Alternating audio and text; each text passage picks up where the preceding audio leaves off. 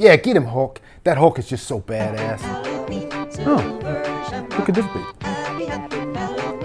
Cody. Hey, what's up, Cody? Hey, what's going on, man?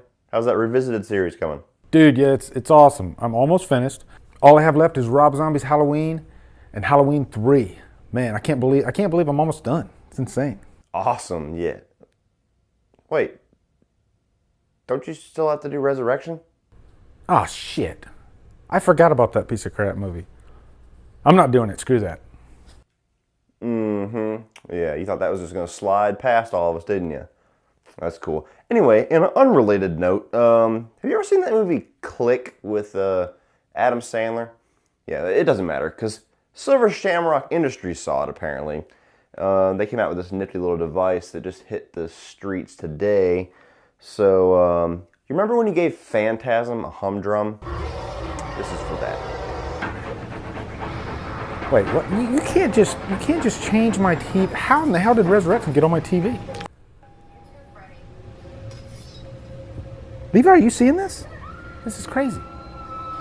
Oh no, not that part. No, not that part. I can stand like but I can't do this part. Please turn it off. Turn it off, please. No, you gotta turn it off. I don't want to see Busta Rhymes doing the roundhouse kick on Michael Myers. Please turn it off. Stop it. Stop it. Please turn it off. Stop it. Stop it.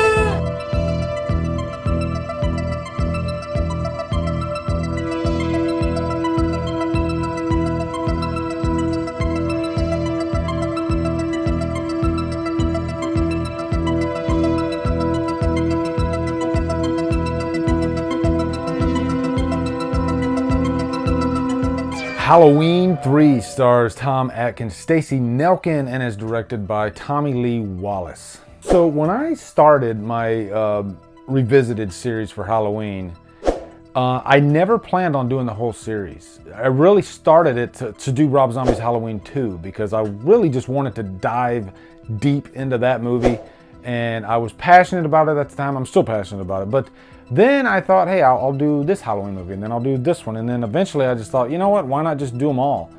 So now we're doing Halloween 3, which is a really, really interesting movie to discuss. And I'm glad we're doing Halloween 3 because that review was actually pretty short. So I'm looking forward to digging deep into this one, talking about the cult following that Halloween 3 has since had, and its troubled past, and the Halloween anthology that was to be but never ended up happening because of how big of a failure this movie was. This is gonna be fun. But first, let's start off with the backstory of Halloween 3. How did we get here? As we all know, after Halloween 2, Michael Myers was dead. It's time, Michael.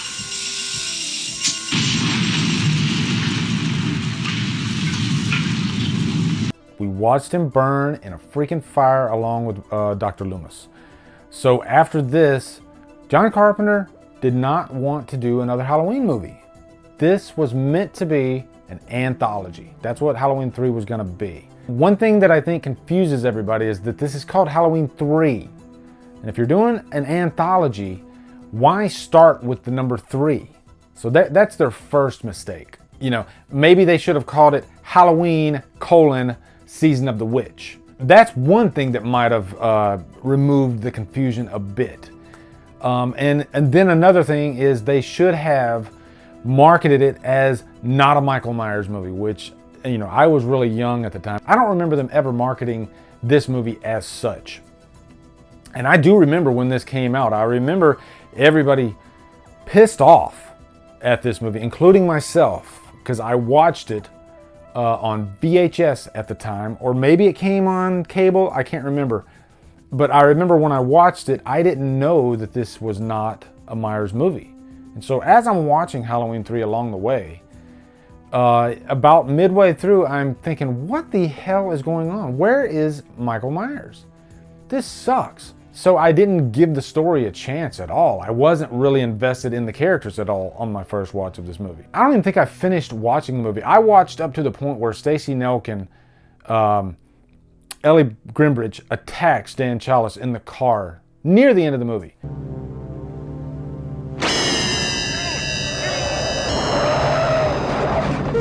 I had checked out after that. I was done with this movie, didn't even care how it ended. And so then I did not watch the movie again for years, maybe like a decade even. I know it's when like DVD started really coming out and getting popular. Then I finally went back and I watched Halloween 3 again and ended up loving it. But Tommy Lee Wallace directed this thing. He was offered Halloween 2. He was not interested at all. But he was interested in doing this. The movie was just raked over the coals by critics, sent Tommy Lee Wallace into a deep depression. But he stuck to his guns, you know. He thought, it's still a good movie. I mean, he knew why this movie didn't do that well, you know, but the damage was done. If we didn't have that damage, though, we would have never had Halloween 4. So keep that in mind. We might have continued getting Halloween anthology movies for a long time.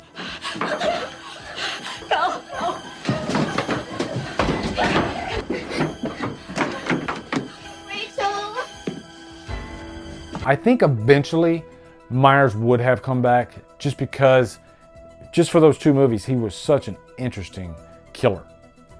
But we might have had like at least a trilogy of anthology movies. So now let's get into the story of Halloween 3. Let's start with that opening scene, which I love, by the way. Everything in this opening scene is so great. You got the pumpkin credits, which is similar to the first 2 movies. And then you got this like Terminator-esque music playing. If you listen to this, it really sounds like the Terminator. And this predates the Terminator.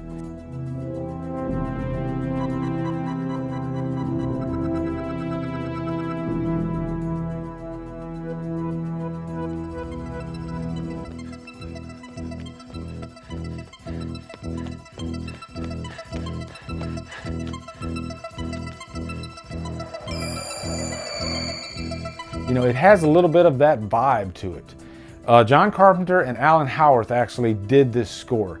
And I'll go ahead and say, I think this is the most underrated horror score I think I've ever heard. You know, because it's overshadowed by Carpenter's original Halloween theme. So I think it was kind of an afterthought to people when they watched this movie the first time. But I do hear a lot of people complimenting this score to this day. You know, it's a very, very solid score actually. But this opening scene, you got this guy, this old guy, Mr. Grimbridge, clinging to this mask. You know, he worked at the Silver Shamrock factory. This gas station attendant takes him to the hospital where we first meet Dan Chalice. Now, this first kill is awesome because you got one of Colonel Cochran's robots walking up and really kind of Myers-esque. If you really watch these robots, they walk like Michael Myers actually. They're emotionless, they're almost faceless, except for one of them that looks like Agent Smith. And then this robot just walks in, sticks his fingers in the guy's eye sockets, and yanks his skull out of his head almost, or cracks his skull. And it's just a very effective and really cryptic kill. So after the death of Mr. Grimbridge, then Ellie Grimbridge, his daughter, comes to town and she wants to investigate why this happened. And eventually ends up with Dan Chalice, played by Tom Atkins, at Santa Mira, where the Silver Shamrock factory is. Let's talk about Tom Atkins, who plays Dan Chalice. I thought he was crazy, out of his mind. He's hanging onto a Halloween mask. He wouldn't let it go. And what he said was, they're gonna kill us all.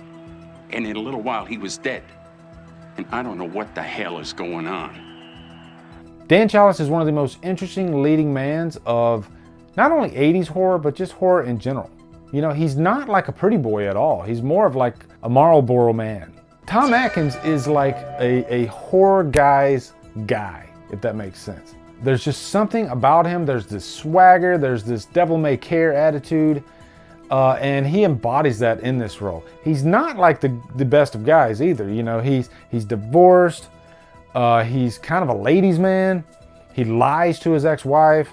Not the best father, really, but you can't help but love the guy, you know, because he does care. You know, he's not a complete asshole. And I think, more times than not, there's more people like this than one way or the other. You know, I think he represents the everyman. And plus, we don't know what he went through with his ex-wife. She might have been a complete bitch. Dan Chalice and Ellie, they get to Santa Mira. They're in the hotel. And this is where things start getting interesting. I love that scene where he's comes home to the hotel, and then Ellie comes up to him and says, where do you want to sleep tonight? And then he says, that's a dumb question, Miss Grimbridge. That's a dumb question, Miss Grimbridge. What a sly fox. But then we got this really great kill with this, I think she's like a supply woman, and she's just minding her own business, and then she pulls one of the computer chips from the mask, one of the masks. All of a sudden this laser just like shoots into her mouth, and then the practical effects in that scene are just really, really freaking gnarly. So by this point in the movie, I am completely invested. After, you know, like multiple watches. I wasn't invested my first time watching it. Now every time I watch this movie, I'm just in love with it by this point in the movie. I'm completely invested in what's going on. And we haven't even gotten to the factory yet. So then when we get to the factory, we got little Buddy Cutford and his family there. And they're kind of like the test subjects. Colonel Cochran is just a really demented old man. He literally uses this family to test out his product, and this family's gonna sit there and watch their kid's face get eaten off by the mask. Hold on, let's talk about Colonel Cochran for a sec. This is one of the most interesting villains I think I've ever seen. They give you just a little, but not too much. You know, there's that one scene where he has captured Dan Chalice. Dan Chalice is sitting there in the chair and he's having to watch Halloween, and he says, why? And at first, Colonel Cochran's just like, there really doesn't need to be a reason. But he tells him, you know, it all falls back to Samhain, you know, Lord of the Dead. The festival of Samhain. The last great one took place 3,000 years ago, and the hills ran red with the blood of animals and children. Sacrifices. They're part of our world, our craft. Witchcraft. It's like this cleansing, you know, to destroy the earth, to start anew. That's what this whole thing's about. And he is just like this cult guy who just happened to be very successful, happened to have his own toy factory. And it's a crazy scheme if you think about it. He sells all these masks to these kids. They gather around this TV, and then their faces are completely melted as they're watching this Silver Shamrock song, which you cannot get out of your freaking head, by the way. That's some cryptic shit. And by the way, you got the voice of Jamie Lee Curtis telling everybody to get inside. And then also you got the beautiful cinematography of Dean Cundey. This was the last movie in the Halloween series that Dean Cundey actually worked on. And that is one thing that I do miss from the series, is just that Dean Cundey cinematography. It goes hand in hand with that Carpenter style direction. And by the way, this feels like a Carpenter movie. It makes me wonder how much of an influence Carpenter had on Tommy Lee Wallace at the time, because even like the camera movements in this movie feel very Carpenter-esque, you know. Plus, that score by Carpenter really is like the backbone of this movie, you know, sets the tone of this movie. But back to the story, Dan Chalice is somehow able to grab the mask and in one fell swoop, throw it up in the corner, and it lands perfectly over the camera. That's amazing. That's how awesome Tom Atkins is. I'm sure Tom Atkins got that right on the first take. So then he goes, he rescues Ellie, and the two of them escape from the factory. And they actually kill Colonel Cochran and his minions, really destroying him with his own technology that he created from the stones of Stonehenge. It's a really interesting plot point that this technology was created from Stonehenge. Like, how in the hell did they even come up with that? Now, I want to talk about the big theory of Ellie Grimbridge. When did she become a robot? To me, it's obvious when she became a robot, when she was separated from Dan Chalice. But to this day, there are people that want to claim that she was a robot from the start, that she was sent to Dan Chalice after her father's death. Like somehow she was captured and turned into a robot as soon as her father was killed. And so she was with him along the way. And that's a far stretch, and I like that they don't directly answer that. But, you know, you can form your own conclusions, but I've always thought that as soon as she was separated from Dan Chalice the first time, that's when she becomes a robot. But then you got that freaking crazy scene in the car where she attacks him over and over and over again. You know, he like pulls off her arm, and then her arm comes after him, and then her body comes after him. It's kind of an Invasion of the Body Snatchers type scene. Then of course we got to talk about that ending, that crazy ending when Dan Chalice has made his way back to the gas station, which is nice too. I like that the movie's bookended at the gas station. And then he's sitting there, he's watching the TV, and then you know, the Silver Shamrock song is playing, and he keeps turning the station, and he's on the phone, and he keeps telling the TV programmer to turn it off, to stop it, stop it, stop it.